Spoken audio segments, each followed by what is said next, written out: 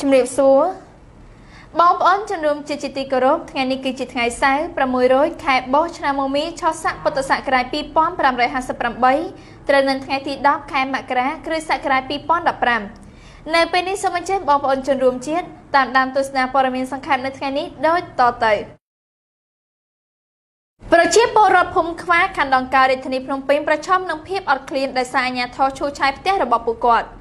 ប្រជាពលរដ្ឋរស់នៅភូមិខ្វាសង្កាត់ដង្កោខណ្ឌដង្កោរាជធានីភ្នំពេញកំពុងប្រឈមនឹងភាពអត់ឃ្លានក្រោយពេលដែលកងកម្លាំងប្រដាប់អាវុធចុះមករុយរើឈូសឆាយផ្ទះសម្បែងរបស់ពួកគាត់កាលពីថ្ងៃទី4ខែមករាឆ្នាំ2015ដោយគ្មានសំណងអ្វីទាំងអស់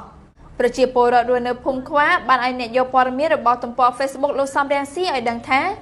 ពួកគាត់ប្រកបរបរលើបឹងនេះតាំងពីឆ្នាំ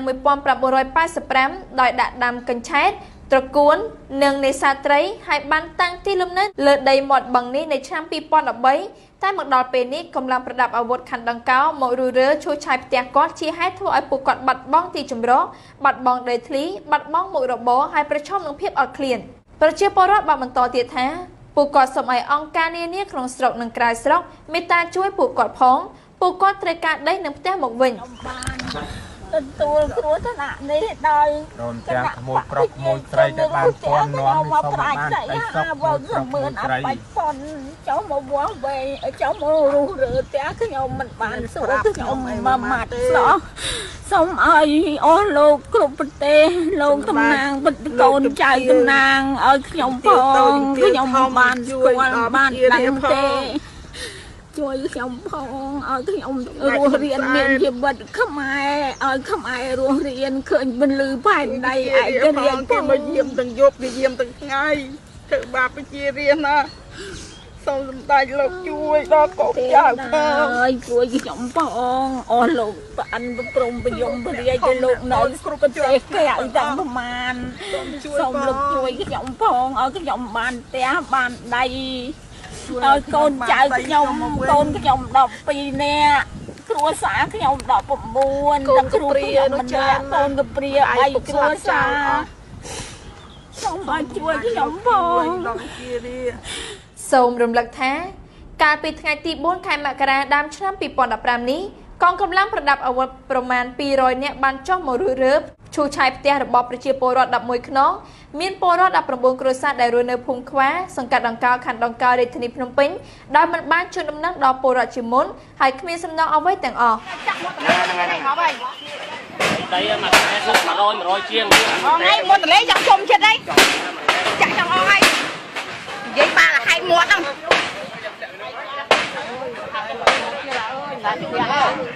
អូយបាច់បាក់ជួយមើលផងទឹកចាក់ខ្ញុំអស់ហើយ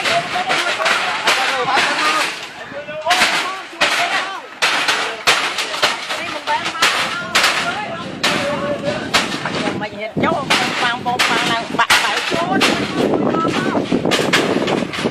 អូយទូសាបងក្នុងទូសា2 3ទៅនោះយកចេញមកអស់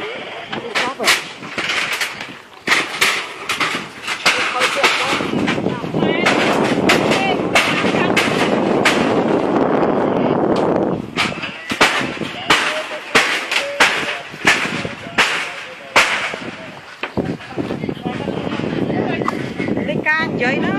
តាមពីការនិយាយទៅនិយាយទៅរឿងដីទំនាស់អាគូព្រោះនឹងវាយកដីខ្ញុំតាឲ្យសាងសង់ឯចាគាត់និយាយថាអស់នឹងទៀតឲ្យសាងសង់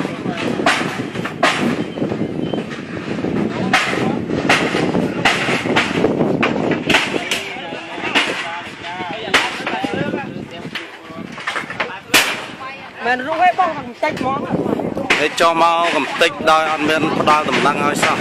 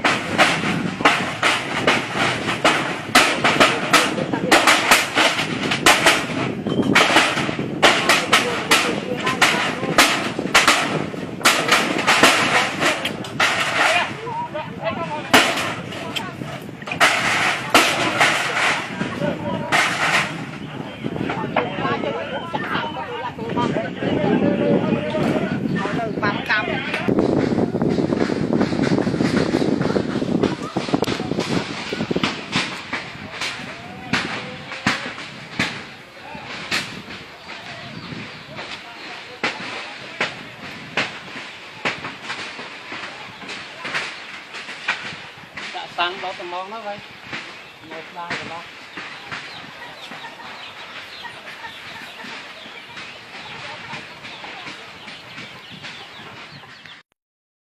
ad hoc cao tốt là ô tô cả này xâm rạch bắn to không khuôn ở tại tạ bè song Campuchia Crown 3 ong bom ấn chân rùm chi ti mét rấy tam ca chóp sai rồi bật cái hạt tôm po VOD ban này đăng thá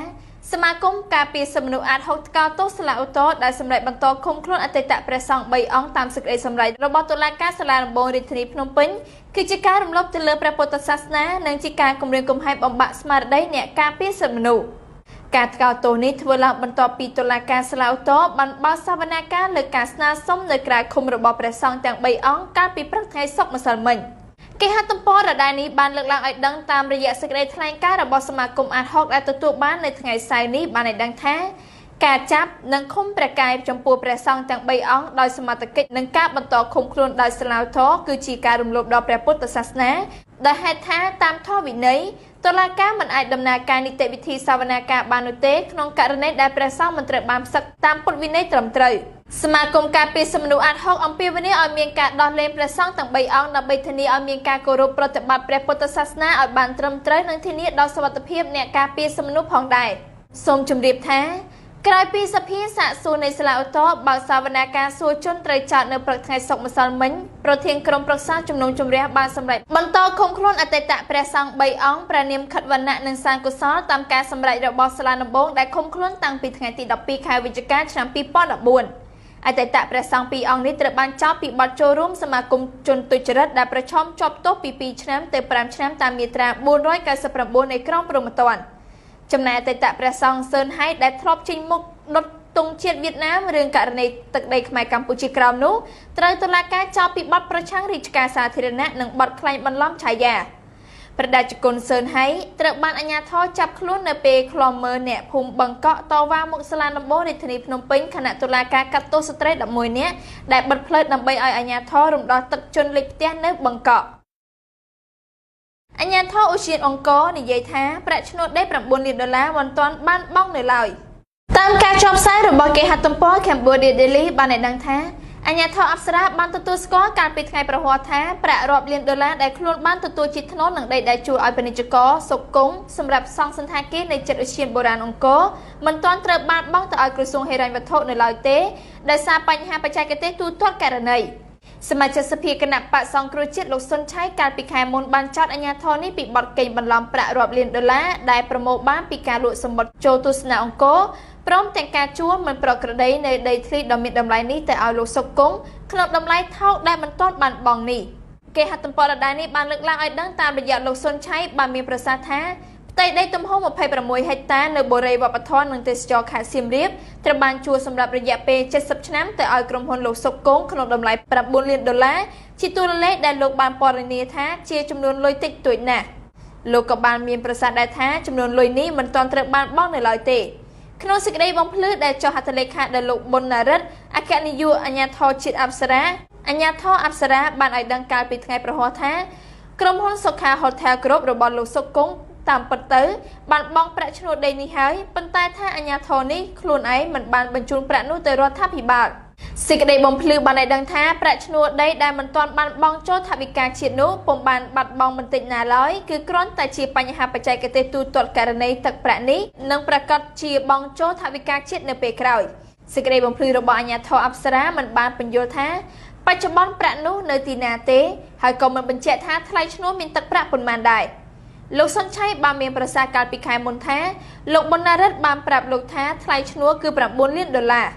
อย่างนาก็ได้สิกเดบอมพลือนี้ปฏิสัตการอาระบอลลูกสนใช้ได้ถ่าได้นุตระบานชูตาอ้อลูกสกงขนมดำไหลเท้าได้ซาตำแหน่งตำแหน่งระบกอดหนึ่งอุปนิยรมันตรายสกอันได้ตัวคอเตอร์อัญญาท่ออับสระลูกสกงได้เชียร์จนเชียร์เวียดนามปนตายการในขนมประเทศกัมพูชีโรซี่เมียนบานหลิกหมกระบายอมลงตัวสวัสดิ์ชนะมีความประบรายปลายซับได้ประกอบหมกจุ่มนุ้ยนอมชินนอมโจเติมหมกระเวียงประเทศกัมพูชีในประเทศเวียดนามสหภาพยุโรปสัญญายกปัญหาเดทลีหนึ่งทนเทียนทอมชิดไข่บัดน้ำบ้องได้เตอร์ทัพพิบาลดอสไรบโยนตามเกหัตตุมปอวีโอดีบันจอบไซแท้สหภาพยุโรปสัญญายกปัญหาเดทลีหนึ่งทนเทียนทอมชิดในไข่บัดน้ำบ้องได้เตอร์ทัพพิบาลออยพิจารณาหนึ่งรถดำนอสไรจุ่มประชิปรถไอบานฉับ ការសន្យានេះធ្វើឡើងបន្ទាប់ពីប្រជាសហគមន៍ដីធ្លីស្រុកបាវែលខេត្តបាត់ដំបងនិងសហគមន៍ធនធានធម្មជាតិស្ថិតនៅឃុំព្រែកលួងឃុំណារិនស្រុកឯកភ្នំខេត្តបាត់ដំបងបានជួបតំណាងសហភាពអឺរ៉ុបនៅសមាគមការពារសិទ្ធិមនុស្សអាត60ក្នុងខេត្តនេះកាលពីថ្ងៃសុក្រម្សិលមិញដោយស្នើឲ្យសហភាពអន្តរជាតិជួយរកដំណោះស្រាយជូនពួកគាត់ឲ្យបានឆាប់ព្រោះបញ្ហាប្រឈមនៅតែបន្តកើតមានហើយមិនមានដំណោះស្រាយគេហទំព័ររ៉ានេះបានបង្ហាញឲ្យដឹងតាមរយៈមន្ត្រីសម្របសម្រួលសមាគមការពារសិទ្ធិមនុស្សអាត60ខេត្តបាត់ដំបងលោកយិនមេងលីបានយល់ថាការសន្យារបស់តំណាងសហភាពអឺរ៉ុបជាមួយប្រជាសហគមន៍ដីធ្លីនិងសហគមន៍ធនធានធម្មជាតិនោះនឹងមានប្រសិទ្ធភាពព្រោះសហភាពអន្តរជាតិនេះជាម្ចាស់ជំនួយរបស់កម្ពុជាលោកបន្ថែមថាសហភាពអឺរ៉ុបត្រូវពន្យាដោះស្រាយបញ្ហាប្រឈមជូនប្រជាពលរដ្ឋនៅតំបន់នោះឲ្យបានឆាប់ដើម្បីបញ្ចប់ជម្លោះនៅតំបន់នោះសូមជម្រាបថាបញ្ហាជម្លោះដីធ្លីស្រុកបាវែលខេត្តបាត់ដំបងនិងបញ្ហាបំផ្លិចបំផ្លាញធនធានធម្មជាតិនៅឃុំព្រែកលួង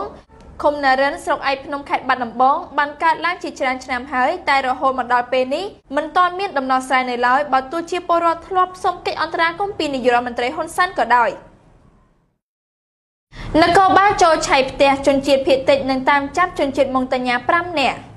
បើយោងតាមគេហទំព័រភ្នំពេញប៉ុស្តិ៍បានចុះផ្សាយថាកម្លាំងនគរបាលខេត្តរតនគិរីប្រមាណ40នាក់កាលពីម៉ោងប្រមាណជា4រសៀលថ្ងៃម្សិលមិញបានធ្វើការឆាយឆេបផ្ទះជនជាតិភៀតតិចក្នុងភូមិលំស្រុកអូយ៉ាដៃដើម្បីស្វែងរកជនជាតិភៀតតិចម៉ុងតាញ៉ាចំនួន5នាក់ផ្សេងទៀតដែលគេសង្ស័យថាទើបតែរត់គេចចេញពីប្រទេសវៀតណាមហើយកំពុងលាក់ខ្លួននៅក្នុងភូមិនេះការឆាយឆេដែលមានការដកហូតទូរស័ព្ទនិងមានការដកយកម៉ាស៊ីនថតរបស់អ្នកភូមិគប់ចោលនេះបានធ្វើឡើងបន្ទាប់ពីកម្លាំងនគរបាលប្រមាណ20នាក់បានសម្រុកចូលទៅក្នុងភូមិលំហើយបានបន្តលំបាកនៅក្នុងភូមិនេះចាប់តាំងពីយប់ថ្ងៃប្រហោះមកគេហទំព័ររ៉ានេះបានបញ្ជាក់ឲ្យដឹងតាមរយៈលោកឆៃធីប្រធានសមាគមសិទ្ធិមនុស្សអាត60ខេត្តរតនគិរីបានឲ្យដឹងថាកងកម្លាំងប៉ូលីសចំនួន6រថយន្តមានគ្នាប្រមាណជិត20នាក់ខ្លះប្រដាប់ដោយកាំភ្លើងវែងខ្លីបានជិះចូលក្នុងភូមិលំឃុំប៉ក់ញ៉ៃស្រុកអូយ៉ាដាវនៅម៉ោង9យប់ថ្ងៃទី8ខែមករាដើម្បីស្វែងរកជនភៀសខ្លួនម៉ុងតាញ៉ា5នាក់លោកថ្លែងថាសមត្ថកិច្ចបានដើរល្បាតទាំងយប់ដោយមានសម្លេងឆ្កែព្រុសយ៉ាងខ្លាំងផ្អើលអស់អ្នកភូមិចារ៉ាយមិនបានដេកពួនលុះដល់ព្រឹកឡើងថ្ងៃទី9មករាកងកម្លាំងប៉ូលីសទាំងនេះនៅតែល្បាតពេញភូមិនៅឡើយកាត់ចំការដំឡូងមីដើរជន់ចំការចន្ទទីរបស់អ្នកភូមិលោកបានឲ្យដឹងទៀតថានៅម៉ោង11:10នាទីព្រឹកម្សិលមិញកងកម្លាំងប៉ូលីសទាំងនោះបានសុំធ្វើការឆៃឆេបផ្ទះជនជាតិចារ៉ាយម្នាក់ឈ្មោះសលដាំភេទប្រុសអាយុ67ឆ្នាំដោយពុំមានដីកាពីតុលាការប៉ុន្តែម្ចាស់ផ្ទះមិនអនុញ្ញាតហើយនគរបាលក៏មិនបានចូលឆៃឆេដែរប៉ុន្តែនៅម៉ោងប្រមាណជា4រសៀលថ្ងៃម្សិលមិញទើបនគរបាលបានបន្ថែមកម្លាំងដល់ប្រមាណ40នាក់ហើយបានចាប់ផ្ដើមចូលឆៃឆេបផ្ទះប្រជាពលរដ្ឋដោយមានដីកាពីតុលាការលោកបញ្ជាក់ថាប៉ូលីសយកដីកាតុលាការទៅឆៃឆេបផ្ទះពលរដ្ឋពេញភូមិលំនិងដកយកកាមេរ៉ាឈ្មោះសេវញីងគប់ចោលទៅនឹងដីព្រមទាំងដកយកទូរស័ព្ទមួយគ្រឿងទៀតលោកឆៃធីបានបន្ថែមថានេះជាការល្បាតលើកទី2ហើយក្រោយពីមានព័ត៌មាននៃការរត់គេចខ្លួនចេញពីប្រទេសវៀតណាមមកលាក់ខ្លួនក្នុងព្រៃនៃខេត្តរតនគិរីរបស់ក្រុមជនជាតិម៉ុងតាញ៉ា5នាក់ដើម្បីសុំសិទ្ធិច្រកកោនជាជនភៀសខ្លួនកាលពីដើមខែមករានេះដើម្បីគេចខ្លួនពីការចាប់ខ្លួនរឿងជនជាតិម៉ុងតាញ៉ាគោរពជឿសាសនាយេស៊ូគ្រីស្ទនៅប្រទេសវៀតណាមក្រុមជនជាតិម៉ុងតាញ៉ាចំនួន13នាក់ត្រូវបានអង្គការសហប្រជាជាតិជួយសង្គ្រោះក្រោយពីបានលាក់ខ្លួនកាលពីចុងខែតុលានៅក្នុងព្រៃខេត្តរតនគិរីពេលនេះពួកគេកំពុងស្ថិតនៅក្រោមការសម្ភាសបឋមពីខាងនគរបាលអន្តរប្រវេសន៍ក្រសួងមហាផ្ទៃអង្គការសិទ្ធិមនុស្សអាត60កំពុងធ្វើការស៊ើបអង្កេតតាក់ទងទៅនឹងការទទួលព័ត៌មានដែលថាភាគីវៀតណាមបានសន្យាផ្ដល់ប្រាក់ដល់សមាជិកកម្ពុជាជាថ្នូរនឹងការរកឃើញក្រុមជនជាតិម៉ុងតាញ៉ា5នាក់ហើយចាប់បញ្ជូនត្រឡប់ទៅវៀតណាមវិញដោយក្នុងម្នាក់នឹងទទួលបានប្រាក់$1000លោកឆៃធីនិយាយថា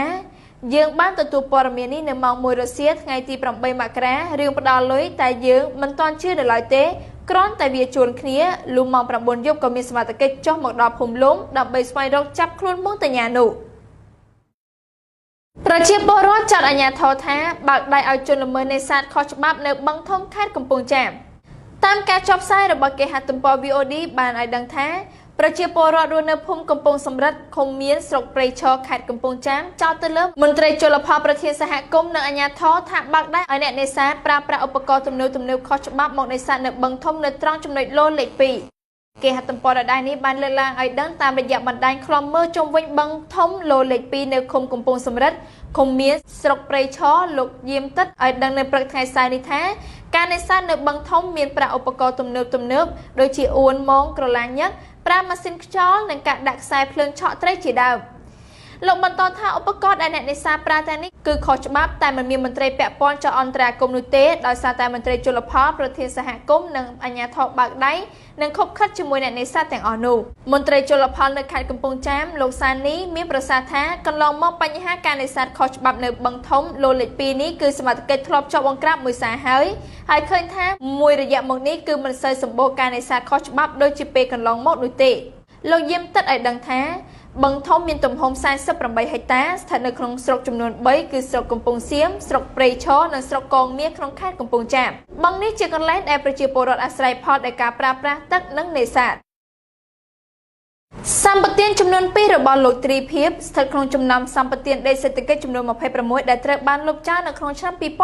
2014តាមការចុះផ្សាយរបស់គេហទំព័រ Cambodia Daily បានឲ្យដឹងថាក្រសួងបរិស្ថានបានប្រកាសកាលពីម្សិលមិញថាខ្លួនបានលុបចោលសម្បទានដីសេដ្ឋកិច្ចចំនួន26ដែលគ្របដណ្ដប់លើផ្ទៃដីទំហំ 117,000 ហិកតាកាលពីឆ្នាំមុនរួមទាំងសម្បទានចំនួន2របស់លោកអុកញ៉ាឈ្មោះឈើទ្រីភិបនៅក្នុងឧទ្យានជាតិវីរៈជ័យនៃខេត្តរតនគិរីផងដែរគេហទំព័រដដែលនេះបានបន្ថែមឲ្យដឹងថានៅឯសន្និសីទកាសែតមួយលោកសៃសំអារដ្ឋមន្ត្រីក្រសួងបរិស្ថានបានមានប្រសាសន៍ថារដ្ឋាភិបាលបានលុបចោលសម្បទានចំនួន23ក្នុងចំណោមសម្បទានទាំងនេះចំណែកឯសម្បទាន3ទៀតរួមទាំងរបស់លោកទ្រីភិបផងត្រូវបានប្រគល់ឲ្យរដ្ឋវិញដោយស្ម័គ្រចិត្តនេះគឺជាការលុបចោលចុងក្រោយបំផុតនៃការលុបចោលសម្បទានជាបន្តបន្ទាប់ក្រោយពីលោកនាយរដ្ឋមន្ត្រីហ៊ុនសែនបានចេញបទបញ្ជាមួយកាលពីឆ្នាំ2013ថាក្រសួងបរិស្ថាននិងក្រសួងកសិកម្មត្រូវតែពិនិត្យផ្ទៀងផ្ទាត់សម្បទានដីសេដ្ឋកិច្ចទាំងអស់ឡើងវិញហើយលុបចោលកិច្ចសន្យារបស់ម្ចាស់ដីសម្បទានណាដែលបំពានច្បាប់បន្ទាប់ពីសន្និសីទកាលពីម្សិលមិញលោកស្រុនដារិតប្រធានខុទ្ទកាល័យរបស់លោកសាយសំអាបានមានប្រសាសន៍ថារដ្ឋាភិបាលបានលុបចោលសម្បទានចំនួន23ដោយសារហេតុផលចម្បងចំនួន3លោកមានប្រសាសន៍បន្តថាទី1ក្រុមហ៊ុនមិនគោរពតាមនីតិវិធីច្បាប់ឧទាហរណ៍មុនពេលអភិវឌ្ឍពួកគេចាំបាច់ត្រូវធ្វើ EIA ឬការវិតម្លៃអំពីផលប៉ះពាល់ផ្នែកបរិស្ថាននិងផែនការមេទី2គ្មានដំណោះស្រាយជាមួយអ្នកភូមិដែលរងផលប៉ះពាល់ហើយទី3គឺក្រុមហ៊ុនគ្មានសមត្ថភាពអភិវឌ្ឍដីនោះសម្បទានដីសេដ្ឋកិច្ចដែលត្រូវបានប្រគល់ឲ្យក្រសួងវិញដោយស្ម័គ្រចិត្តរួមមានសម្បទានចំនួន 9,700 ហិកតាដែលជួលឲ្យក្រុមហ៊ុនទ្រីភិបអាហារ៉ុននីហារ៉ុននិងសម្បទានចំនួន 9,100 ហិកតាដែលជួលទៅឲ្យក្រុមហ៊ុន MDS ថ្មដាក់ SEZ ដែលជាផ្នែកមួយនៃក្រុមហ៊ុន MDS Group របស់លោកទ្រីភិបលោកស្រុនដារិតបានមានប្រសាសន៍ថាអុកញ៉ារូបនេះបានបោះបង់សម្បទានទាំងនេះដែលសុទ្ធតែមានទីតាំងស្ថិតក្នុងឧទ្យានជាតិវីរៈជ័យនិងជាប់ព្រំប្រទល់ប្រទេសវៀតណាមដោយសារតែដីទាំងនេះមិនអំណោយផលសម្រាប់ការធ្វើកសិកម្មបណ្ដាអង្គការសិទ្ធិមនុស្សបានចោទប្រកាន់លោកទ្រីភិបថាបានធ្វើប្រតិបត្តិការកាប់ឈើខុសច្បាប់ដ៏ធំនៅទូទាំងប្រទេសដោយមានការអនុញ្ញាតពីរដ្ឋាភិបាលនៅពេលក្រុមអ្នកយកព័ត៌មានចោះទៅពិនិត្យមើលស្ថានភាពនៅឧទ្យានជាតិវីរៈជ័យកាលពីឆ្នាំ2013ក្រុមកាប់ឈើខុសច្បាប់ដែលអះអាងថាខ្លួនធ្វើការឲ្យលោកទ្រីភិបបានគ្រប់គ្រងប្រតិបត្តិការមួយដែលមានការរៀបចំយ៉ាងល្អនៅទីនោះដែលកាប់ឈើមានតម្លៃបំផុតចេញពីតំបន់ការពារលោកទ្រីភិបមានកិច្ចព្រមព្រៀងផ្លូវការជាមួយរដ្ឋាភិបាលដោយទទួលបានសិទ្ធិផ្ដាច់មុខទិញយកឈើទាំងអស់ដែលកាប់ដោយម្ចាស់សម្បទានដីសេដ្ឋកិច្ចនៅក្នុងខេត្តរតនគិរីព្រមទាំងឈើកាប់ដោយខុសច្បាប់ទាំងអស់ដែលរដ្ឋរឹបអូសបាននៅទូទាំងប្រទេសផងដែរប៉ុន្តែតំណាងក្រុមហ៊ុនរបស់លោកបានបដិសេធថាក្រុមហ៊ុនរបស់លោកមិនបានកាប់ឈើខុសច្បាប់ដោយខ្លួនឯងនោះទេ